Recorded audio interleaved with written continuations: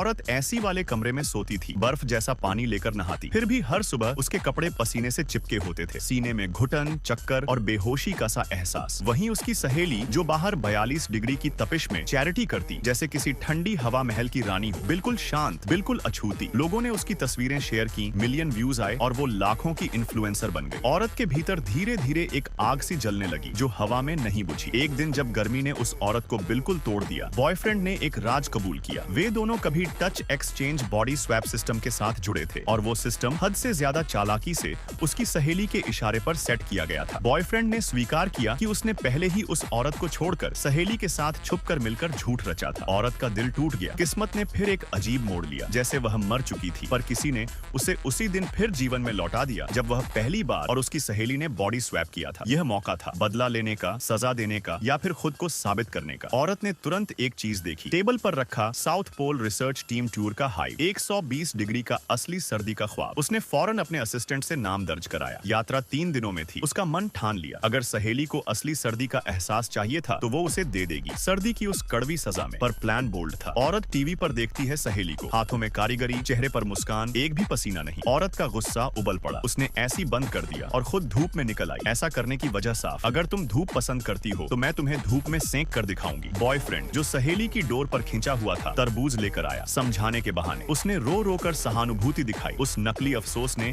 औरत को और झन्नाटे में डाल दिया। उसने जानबूझकर तरबूज छोड़ा, उसे गिरा दिया और धूप में कुर्सी पर बैठकर नाटक किया। पंखों जैसा कोट पहना, पंख फैलाए और चिढ़ाने लगी। लोग इकट्ठा हुए। सहेली असल में पॉल्स खो बैठी। सपाट गर्मी से चक्कर आने लगे। कुछ फैंस ने उसे संभाला। भीड़ में नेप्पा नाटकीय दृश्य बन गया। औरत ने तंज कसे और तभी कुछ उग्र हुआ। एक थप्पड़ सहेली के चेहरे पर गिरे। भीड़ गरजी। औरत ने कहा, मारो, जोर से मारो। उसी पल सब कुछ जल्दी से बुरा बन गया। बॉयफ्रेंड ने मौका देखा और पत्थर उठाकर सहेली को चौंकाकर बेहोश कर दिया। जब औरत ने आंखें खोली, वो तहखाने में बंद थी, अंधेरे में बंधी हुई, ठंड और घबराहट से कांपती हुई। आवाजें आ रही थीं, बहसें, धमकियां, साजिशें। सहेली ने ठंडी, नापाक बातें कही। तुम्हें भुगतना होगा, मैं तुम्हें नरक में भेज दूंगी, हम सब कुछ छीन लेंगे। शब्द तेज तेज, जैसे कोई बर्फीली धार चला रहा हो। किसी ने नाम लिया, लू मिंगशुआन, लू युनशियान। कॉल्स कनेक्ट हो रही थी। कोई प्रोग्राम चालू कर दिए जाने की बात कर रहा था। औरत का दिमाग चकरा गया। क्या यह सब बदला है या कोई बड़ा खेल? क्या उस -120 डिग्री की सजा में सच में कोई भेजा जाएगा? क्या किस्मत ने उसे वापस भेजा सिर्फ बदला लेने के लिए, या फिर उसे खुद एक और जांच परख के मुहाने पर ला खड़ा किया है?